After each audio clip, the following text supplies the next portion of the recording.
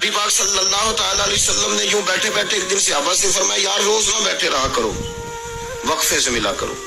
کچھ لوگ زیادہ ساتھ رہنے لگتے ہیں تو ادب نہیں رہتا، ان کو احساس نہیں ہوتا کہ میں کیا کر رہا ہوں۔ تو نبی کریم صلی اللہ تعالیٰ علیہ وسلم نے صحابہ کے مجمع پہ نظر ڈال کے فرمایا، حضور فرمانے لگے روز نہ ملا کرو، وقفے سے ملنے سے محبت بڑھتی ہے۔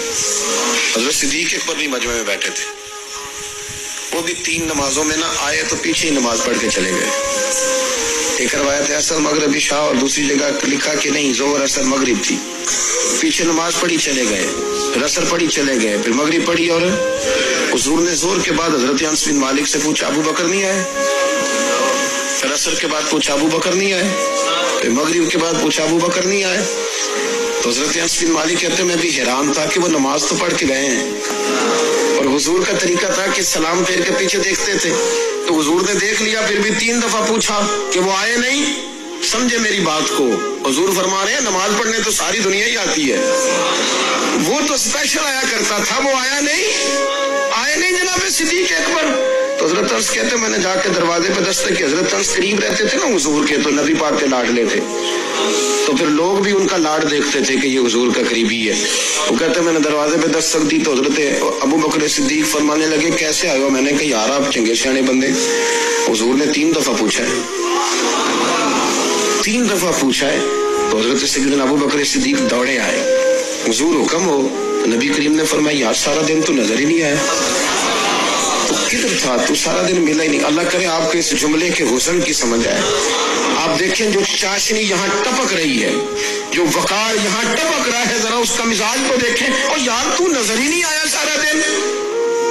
تو حضرت صدیق اکبر کہتے ہیں کوئی بات بھی نہیں تھی پر میں رو پڑا، میں نے کہا حضور آپ نے تو فرمایا تھا کہ ذرا وقفے سے ملا کرو، محبت بڑھتی ہے۔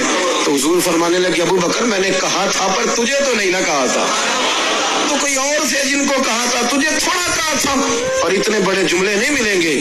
رسول کریم فرمانے لگے تو یہی رہا کر، تو رہتا ہے تو میرا دل لگا رہتا ہے، یہی رہا کر، میرے پاس رہا، تو نہ جایا کر یار، تو ادھر ہی رہا۔ او پانی پرن سہیلیاں رنگا رنگ کڑے، او سجنوں اسی تے پریا اس دا جانی جس دا توڑ چڑے۔ آپ اس لطف کو آپ دیکھیں، اس ذائقے کو، میرا دل کرتا ہے کہ میں یہ حدیث نہ لوگوں کی روحوں تک اتار دوں۔ حضور فرماتے ہیں میں نے جس کے سامنے دین پیش کیا اس نے دلیل مانگی، وہ بھی کوئی اپنا ہے جو اپنوں سے دلیلیں مانگے، وضاحتیں مانگے، یہ کیسے تھا تو وہ کیسے تھا، تو یہ چیز کدھر سے آئی تو وہ کدھر گئی۔ آپ اپنوں سے دلیلیں مانگ رہے ہیں، آپ اپنوں کو کٹوروں میں کھڑا کیا ہے۔ حضور یہ نہیں فرماتے کہ دلیل تھی کوئی نہیں، فرمایا جس نے مانگی میں نے دی دلیل، اور لوگ دلیل دیکھ کے مسلمان ہوئے۔ حضور فرماتے ہیں لوگوں سنو یہ میرا ابو بکر ہے، میں نے اسے کہا کلمہ پڑھ لے، اس نے دلیل ہی کوئی نہیں مانگی، فوراً ہی کلمہ پڑھ کے مسلمان۔ یہ اعزاز ہے۔